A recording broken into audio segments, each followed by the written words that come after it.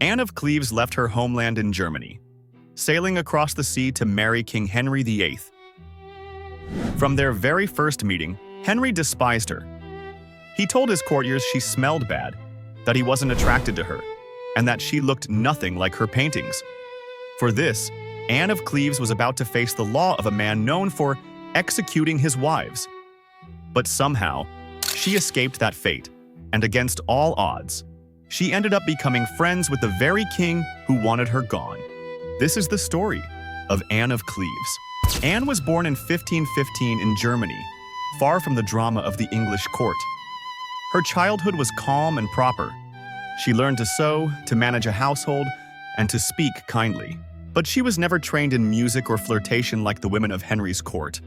That difference would matter more than she could ever imagine. By the time Henry's advisors suggested her as a wife, she was 24 years old.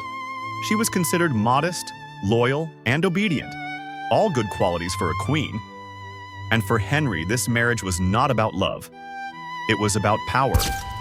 England was alone. France and Spain, both Catholic, wanted revenge for Henry's split from the Pope. A marriage alliance with the Protestant German states could protect him. When the famous painter Hans Holbein returned from Germany with a portrait of Anne, Henry studied it closely. He saw a calm face, soft eyes, and graceful hands. He imagined a woman who would adore him. He believed the painting, and that mistake changed everything. When Anne set sail for England in the freezing winter of 1539, she expected warmth, music, and a grand welcome. The sea was rough, and the journey took weeks. By the time she arrived, she was tired, pale, and seasick. Still, she smiled and waved to the crowds that gathered to greet her. The people cheered. England celebrated its new queen, but Henry had other plans. He couldn't wait for the formal meeting. In a fit of excitement, he decided to meet her in disguise, dressed as a common messenger. He thought it would be romantic, that she'd somehow see through the costume and fall in love instantly, like in the stories he adored. But reality didn't work that way. When he burst into her room, Anne had no idea who he was. She thanked him politely, treating him like any other servant. Henry's pride shattered in that moment. When he pulled off the disguise expecting surprise and admiration, she simply bowed and smiled. That small, innocent gesture sealed her fate. From that day forward, Henry said she disgusted him. He complained that she smelled bad, that her body was unshapely, that she was nothing like her picture. But everyone close to him knew the truth. The problem wasn't Anne, it was Henry himself. He was in pain every day. The infected wound on his leg oozed and burned. He couldn't walk properly, couldn't sleep well, and his temper had become unbearable. He was a man haunted by his own weakness. Unable to face that truth, he took it out on the woman who had done nothing wrong. The wedding went ahead anyway on January 6, 1540. Henry looked miserable the entire ceremony. He whispered to his friends that the marriage had already failed. That night, he refused to go near her. The next morning, he told his doctors that he couldn't perform because his new wife was too unattractive. It was a cruel lie to hide his shame. He ordered his advisors to find a way to end the marriage. But England couldn't risk angering Germany by insulting Anne openly. So for months, she lived trapped in silence, a queen who knew her king hated her. Every time she entered a room, people whispered. Servants giggled behind her back. Court ladies avoided her gaze. Anne tried her best to please Henry. She learned a few English phrases, smiled through the insults, and dressed the way his court preferred. But nothing worked. Henry couldn't stand to look at her. He began spending his time with a young lady named Catherine Howard, who was barely out of her teens. To Henry, she was proof that he was still desirable, that he still had power. To Anne, she was the shadow that followed her everywhere. She could feel her replacement moving closer with each passing day. The tension in court was unbearable. Henry's advisors began questioning Anne privately, asking if she had truly slept with the king. She told the truth, she hadn't.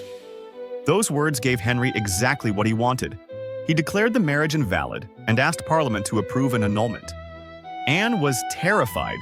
She knew what happened to the king's wives when they displeased him. Catherine of Aragon had been exiled. Anne Boleyn had been executed. Jane Seymour had died in childbirth. Anne of Cleves could easily be next. But instead of fighting, she did something clever. She agreed to everything. She signed every paper. She praised Henry and called him a gracious and merciful lord. That one decision saved her life. Henry rewarded her with land, a generous income, and a new title, the king's sister. It meant she would always be treated with honor, but never again as a threat. In a way, it was freedom. Anne moved into her new homes, surrounded by gardens, books, and peace. She no longer had to please anyone. She learned English fully, decorated her estates, and became close to Henry's children. Even Mary and Elizabeth, who had once feared their father's wrath, grew to admire her calm and kindness. Henry himself began to warm toward her again, not as a lover, but as a friend. He invited her to court for special events, trusted her judgment, and even asked her advice about his daughters. When Catherine Howard was executed for adultery, Anne sent no letter of joy or revenge. She stayed silent. It was dignity, not bitterness, that defined her. As the years went on, Anne's life became something rare for a Tudor queen, peaceful.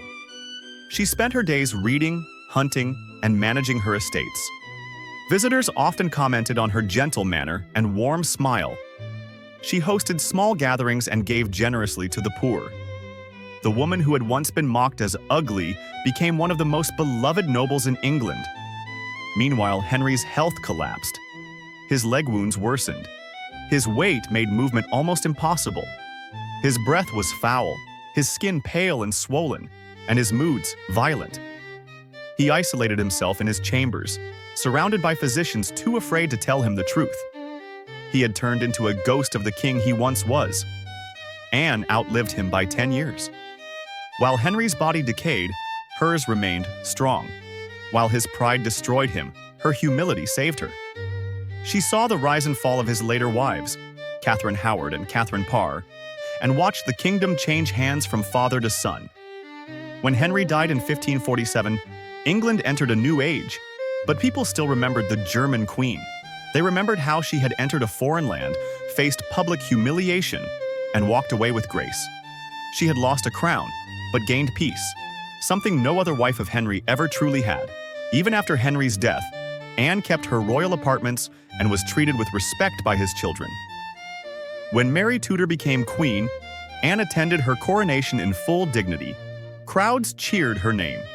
The same England that once mocked her now saw her as a symbol of strength and survival. In 1557, Anne grew ill. She spent her final days at Chelsea Old Manor, surrounded by friends and servants who adored her. She died quietly, without pain, at 41. Her funeral was attended by nobles, courtiers, and members of the royal family. She was laid to rest in Westminster Abbey, the only one of Henry's wives to be buried there. Her tomb bears a simple message. Here lies Anne of Cleves, Queen of England, born a princess, married a queen, and died a sister. It was a peaceful ending to a life that could have been destroyed by pride and cruelty. Henry, however, found no such peace. His death was slow and miserable. The same leg wound that had plagued him for decades finally killed him. The infection spread through his body, and his organs began to fail. When he died, servants refused to open the coffin. According to legend, blood and fluid seeped out, staining the floor. People whispered that it was God's punishment, the final judgment of a man who had ruined so many lives. In time, Anne's story became more than just a tale of survival. It became a lesson. She showed that power is not always about control or wealth. Sometimes it's about patience, about knowing when to stay silent, when to let others destroy themselves. She had every reason to hate Henry, but she chose peace instead. And in doing so, she became the only one of his 6 wives who truly lived free. Her story reminds us that history often gets it backward.